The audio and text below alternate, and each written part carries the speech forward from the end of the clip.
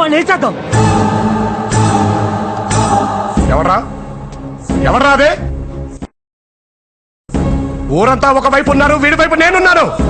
వీడి మీద చెయ్యేసి తిరిగి వెళ్ళగలిగే దమ్మున్న మొగలు రండా. రండి.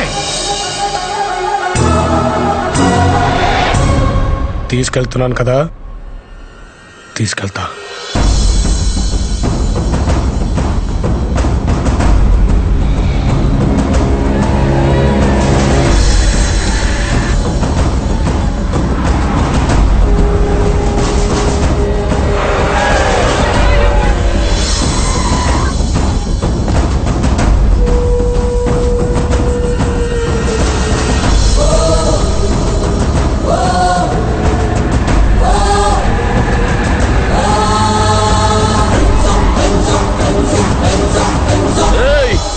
మా ఊరు నొక్కని చేసి ఆ ఊర్లో సాగొడుతురు.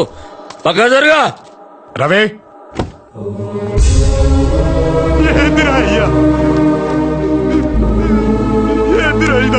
నీ ఒంటి మీద పడ్డ ఒక్కొక్క దెబ్బకి ఆ ఊరిలో ఒక్కొక్క చెయ్యి తెగి పడుద్దురా రవి. అంతేనా? ఇంకా వేసేయమంటారు అనుకున్నానే. ఈ రోజు వీడికి ఇలా జరగడానికి కారణం వాళ్ళు మాత్రమే కాదు సార్, మీరు కూడా. మరి మిమ్మల్ని ఏం చేయాలి? ఒక అన్నగా వాడి పక్కన నిలబడి మీరే కదా సార్ వాడి జీవితాన్ని ఇచ్చింది. కానీ వాడు మీకు కూడా చెప్పకుండా పారిపోతున్నాడంటే దానికి కారణం ఏంటో తెలుసా సార్? అన్నిట్లో అండగా ఉన్న మీరు వాడి ప్రేమకి ఎక్కడ అడ్డుగా నిలబడతారోనన్న భయం సార్ వాడికి.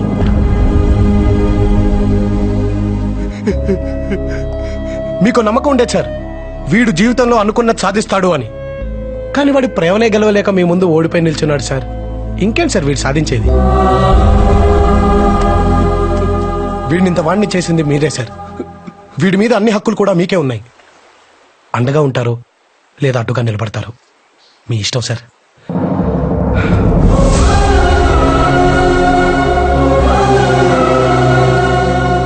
వాడు ఈ ఇంటి అల్లుడుగా పనికి రాడు.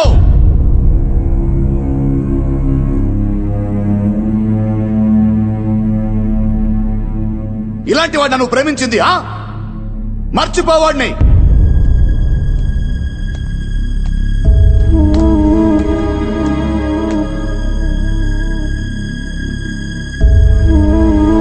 రా, మగాడివారా నువ్వు? మగాడివా? నీ మగతనం చూపించడానికి నా ఊరే దొరికిందా నీకు? 25 ఏళ్ల వైరాన్ని 10 నిమిషాల్లో పోగొట్టేంత మునగాడివా నువ్వు? ఈ ఇంట్లో ఉండేవాడివి కాకపోయి ఉంటే ఈ పాటికి శవమైపడి ఉండేవాడివి. నిన్ను ఇంతగా ద్వేషిస్తున్నా ఇంకా ఇంటిని పెట్టుకుని వేలాడుతున్నావే, సిగ్గులేదా నీకు?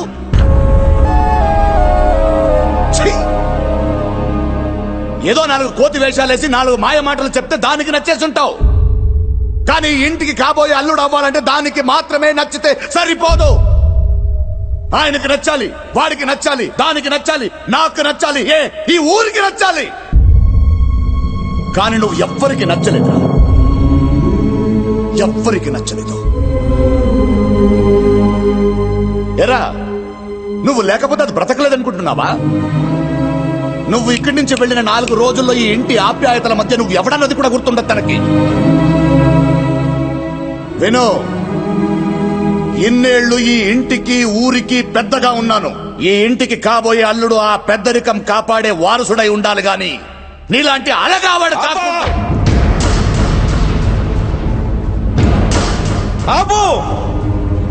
అసలు తన గురించి ఈ ఊరు ఏమనుకుంటుందో దాకా వెళ్ళావు, ఈ ఇల్లు ఏమనుకుంటుందో తెలుసా? ద్వేషం అని నువ్వు అంటున్నావు, దాసోహం అని మేమంటున్నాం బావా. మగతనం పెద్దరికం గురించి మనం మాట్లాడుకోకూడదు బావా. ఇంటికి పిలిచి మనుషులు పెట్టి కొట్టించాలని చూసినా ముఖం మీద చిరునవ్వు చెరగకుండా మన మధ్య తిరుగుతున్నాడే, అది బావా పెద్దరికం అంటే.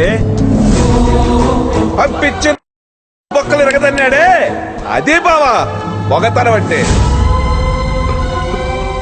బాబాయ్ ప్లీజ్ మీరు ఆగండి. నువ్వు ఆగు బాబు. ఏంటి నేను ఇలా మాట్లాడుతాను ఇంట్లోంచి గంటేద్దాం అనుకుంటున్నావేమో? ఇన్నాళ్ళు ఆ భయంతోనే బతికావు. మేమెక్కడికి వెళ్ళినా తలెత్తుకుని బతకగలమనే ధైర్యం ఇచ్చాడు బావ ఇతను మాకు. ధైర్యం ఇచ్చాడు.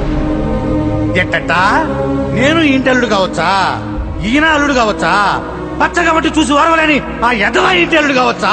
కానీ ఎప్పుడు ఇల్లు సంతోషంగా ఉండాలని కోరుకున్నాడే, ఇతను మాత్రం ఇంటికి అల్లుడుగా పనికిరాడు కదా బావా? అన్నయ్య, ఈ ఇంటి ఆప్యాయతల వల్ల భూమి అతన్ని మర్చిపోతుందో లేదో మాకు తెలియదు, కానీ ఆప్యాయత అంటే ఏంటో తెలియజేసిన అతన్ని మాత్రం మేము మర్చిపోలేము. అన్నయ్య, ఎప్పుడు నీ మాటనే తన మాటగా మార్చుకుంది ఈ ఊరు. కానీ నువ్వేమనుకున్నావు అన్నది మాకు కావాలన్నయ్య. ఒకటి మాత్రం నిజం అన్నయ్య, భూమికి ఎంతకంటే మంచి వ్యక్తిని తీసుకురాలో అన్నయ్య.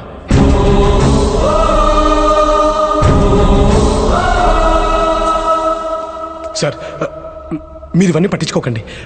మీరన్నట్టు ఏదో నా కోతి వేషాలు చూసి వీళ్ళలో మాట్లాడు. ఇన్నేళ్లు వీడు నన్ను గౌరవంగా చూస్తుంటే అది నా మీదున్న ప్రేమ వల్ల ఇష్టం వల్ల అనుకున్నాను. కానీ అది నా మీదున్న భయం వల్ల అని తెలిసేటట్టు చేసావు కదరా. సార్,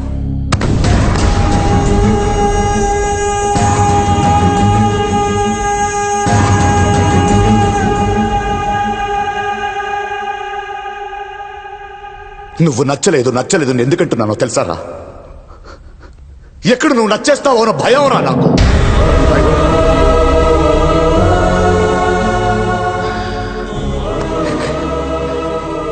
చిన్నప్పుడే ప్రేమించే నాన్నను దూరం చేసుకున్నాను. పెళ్ళైన 2 ఏళ్లకి నా జీవితం అనుకున్న నా భార్య నాకు దూరం అయ్యింది. ఆ తర్వాత ఇదేరా నా ప్రాణం, ఇదే నా లోక్. కానీ ఇప్పటివరకు తనకు చెప్పలేదు. ఎందుకో తెలియదు, ఇలా అయిపోయాను అంతే. ప్రేమతో మాట్లాడడం మర్చిపోయాను రా. నా తోడపుట్టిన చెల్లెళ్ళను దూరం పంపించలేక ఇంట్లో పెట్టుకున్నాను రా. అలాంటిది నా కూతురు ఎవరినో ప్రేమించిందని తెలిసాక ఎక్కడ నా నుంచి దూరం అయిపోతుందో అన్న ఆలోచన రా నాది. అక్క కొడుకిస్తే నా కూతురు నా కళ్ళ ముందే ఉంటుందన్న స్వార్థం రా నాది. అందుకే నిన్ను పిలిపించాను. ఎలాగైనా సరే తన జీవితం నుంచి నేను దూరం చేయాలనుకున్నాను రా. వీళ్ళందరిని అడ్డం పెట్టుకుని నేను గెలవాలనుకున్నాను రా. నువ్వే గెలిచావు. సార్, ఓడిపోయాను రా, ఓడిపోయాను.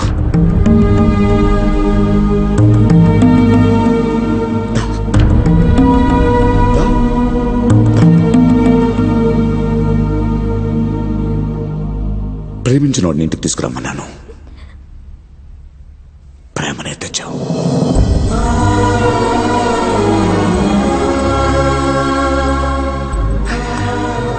నచ్చాడు.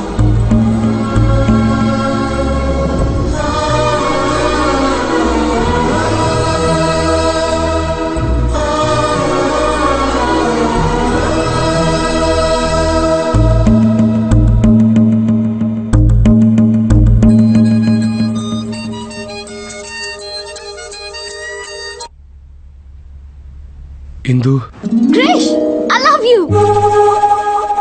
మా ఇంట్లో మన గురించి అంతా చెప్పేశాను, ఒప్పేసుకున్నారు. ఎంత టెన్షన్ పడ్డానో తెలుసా? ఐ లవ్ యు రా క్రిష్. మీ ఇంట్లో కూడా ఒప్పేసుకున్నారా?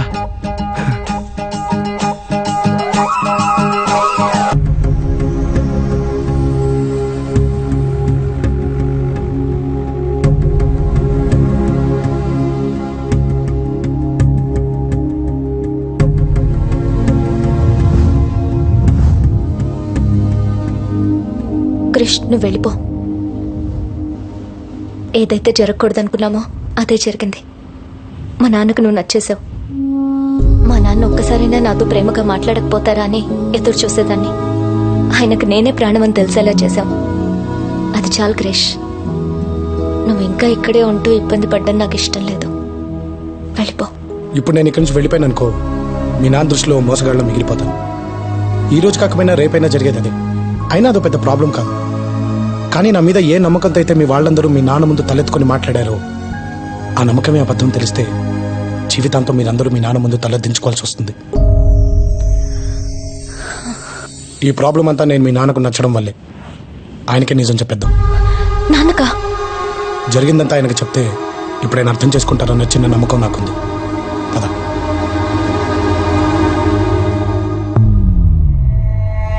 మొదటిసారి జీవితంలో మాట తప్పుతున్నాను బాబా. కానీ తప్పట్లేదు. నా కూతురు నీ కొడుకు ఇవ్వడం కుదరదు.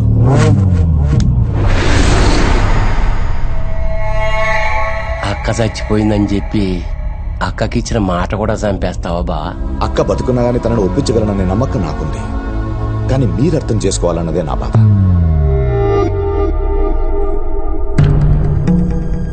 భూమి సంతోషం కృష్ణ తెలిసా కూడా దాన్ని మీ కొడుకిస్తే అది సంతోషంగా ఉండదు బావా. మీరు కూడా సంతోషంగా ఉండలేరు. నీ కూతురు సంతోషంగా ఉండాలంటే ఏం చెయ్యాలి మావా?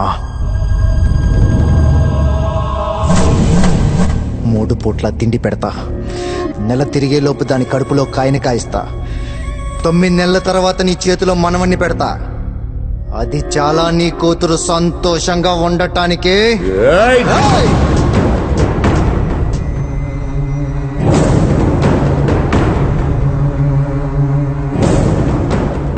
ఇన్ని రోజులు నీకు గౌరవం ఇచ్చింది నీ మీద మర్యాదతో కాదు, దాని మీద ఆశతో.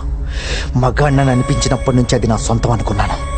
ఇప్పుడు కుదరదంటే ఊరుకోనుంటానికి నేనేమన్నా అటు ఇటు కానివాడిని అనుకున్నావా?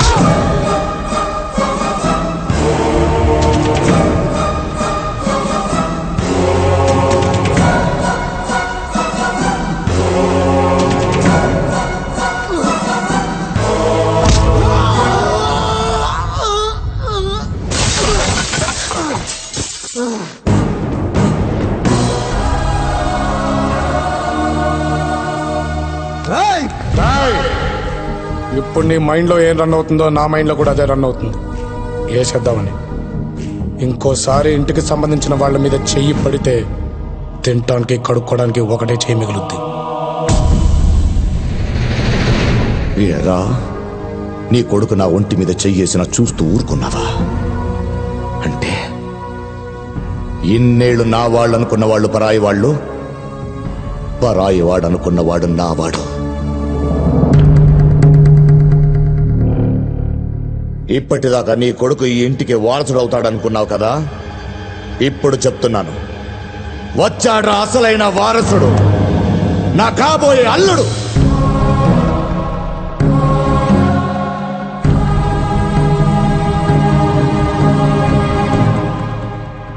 ఆడినెవన్నో నమ్మి మా బంధుత్వాన్ని వదులుకుంటున్నావు కదా? అరచి, నిన్ను నమ్మి రక్త సంబంధాన్ని నా తమ్ముడిని వదులుకున్నాడ్రా. కానీ ఈ నమ్మకం జీవితంలో ఏం వదులుకున్నానో చెప్పిందిరా. వెళ్తున్నాను రా వాడింటికి, వెళ్తున్నాను నా తమ్ముడి దగ్గరికి, తెచ్చుకుంటాను రా వాడి ఇంటికి.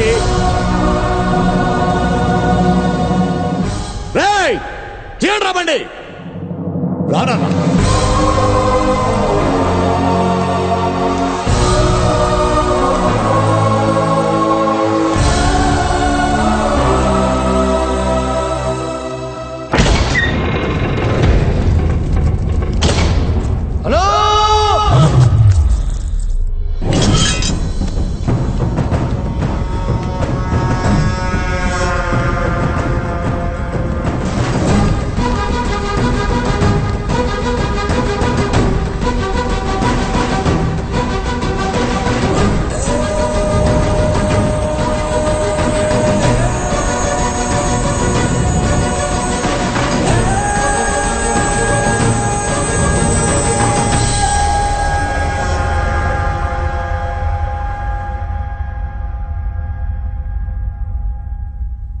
ఆ ఊరి పెద్దగా రాలేదురా, ఈ ఇంటి పెద్దన్నయ్యగా వచ్చాను.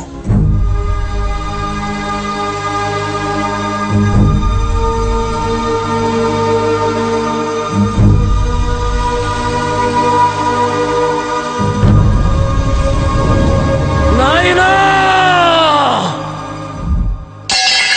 అన్నొచ్చిండో.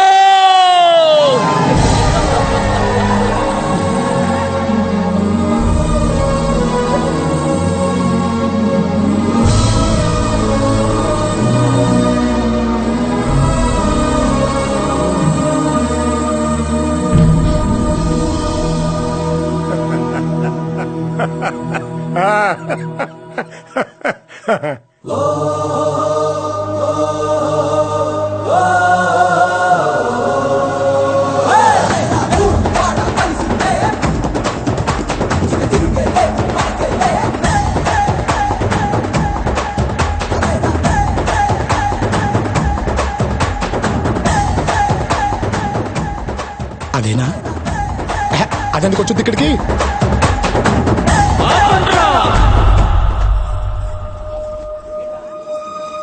అన్నా నా బిడ్డొచ్చింది.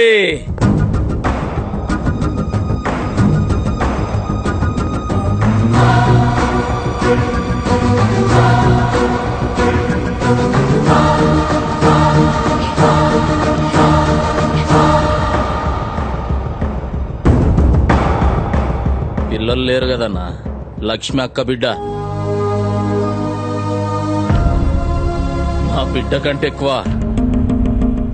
నా ప్రాణమన్నా.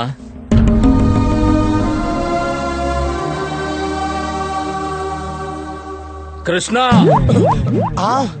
రా.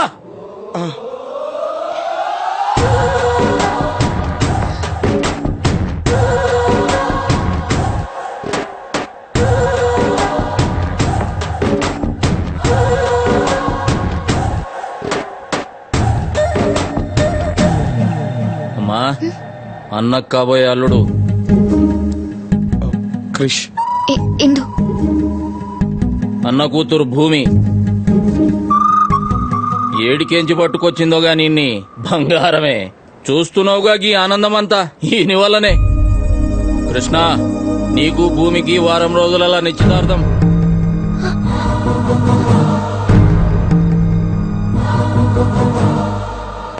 ఏంటి నేను అడగకుండానే నిర్ణయం తీసుకున్నామని ఏమనుకోవద్దే.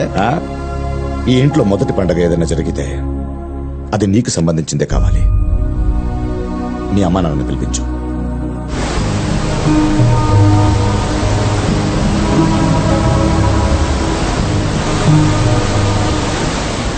చాలు క్రిష్. ఏదో నువ్వు నా బాయ్ ఫ్రెండ్గా వస్తే నా ప్రాబ్లం సాల్వ్ అయిపోద్ది, ఆ తర్వాత ఇక్కడి నుంచి వెళ్ళిపోదాం అనుకున్నావు. కానీ ఇందుని పెళ్లి చేసుకుని నువ్వు రావాల్సింది ఇక్కడికేనా? వద్దు క్రిష్, నేను నాన్నకు చెప్పేస్తాను. చెప్పలేం భూమి. కానీ నిశ్చితార్థం అంటున్నారు క్రిష్. పెళ్ళి అనట్లేదు కదా. ఇప్పుడు నువ్వు వెళ్ళి ఈ విషయం చెప్పగానే వాళ్ళు వెంటనే మా పెళ్లి చేసేస్తారంటే వెళ్ళి చెప్పే తప్పదా?